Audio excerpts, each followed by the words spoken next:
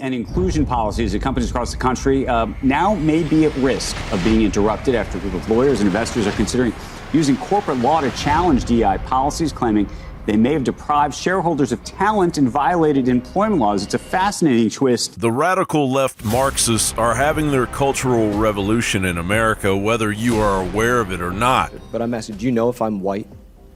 I do not know. Half black? I do not know. Asian, Islander? Do not know. Brown?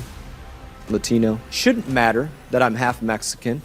It shouldn't matter whether I'm able-bodied or ambulatory or not ambulatory. That doesn't have anything to do with what my background is, that I served in these operations in the military, that I gained these skills, that I studied this in school, that I proved that I could pass whatever tests under stress and duress and be effective in the field under situations that foreign service officers might encounter. Following World War II, the infiltration of American higher education by the Frankfurt School and the rise of the radical left boomers led us to critical race theory and eventually institutionalizing diversity, equity, and inclusion, or DEI. In France, it's about restrictions on the use of pesticides. The CIA media and its satellite propagandists are covering up a global revolution that is far worse than any war. Engineered global starvation in order to rein in the GMO agricultural control of the United Nations Agenda 2030 and the Great Reset. Climate transition is a key priority for our societies.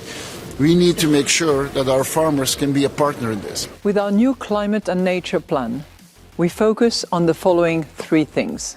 First, the green transition. Second, the growing physical impact of climate change.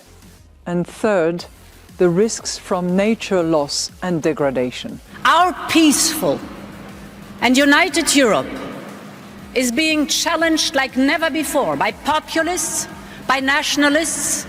We hear the propaganda that increases of the gas of life, a trace gas in the atmosphere, will bring a disaster, and that we will have runaway global warming. Sorry, folks, we've known for 200 years from chemistry that it's the exact inverse. In America, Soros pawns are now making it a priority to wage lawfare on the average farmer, while a backdoor elimination of fertilizer, livestock, and farms by any means necessary is well underway. In order to get net zero, we'd have to kill all the animals, including ourselves. Food and energy. Nothing else is as important as those two things. Water, right? It's part of food. They haven't decided to cut the water off just yet. You know, climate change is a bit abstract. Some people understand it really well. Some understand it a bit. Some just don't understand it. Water.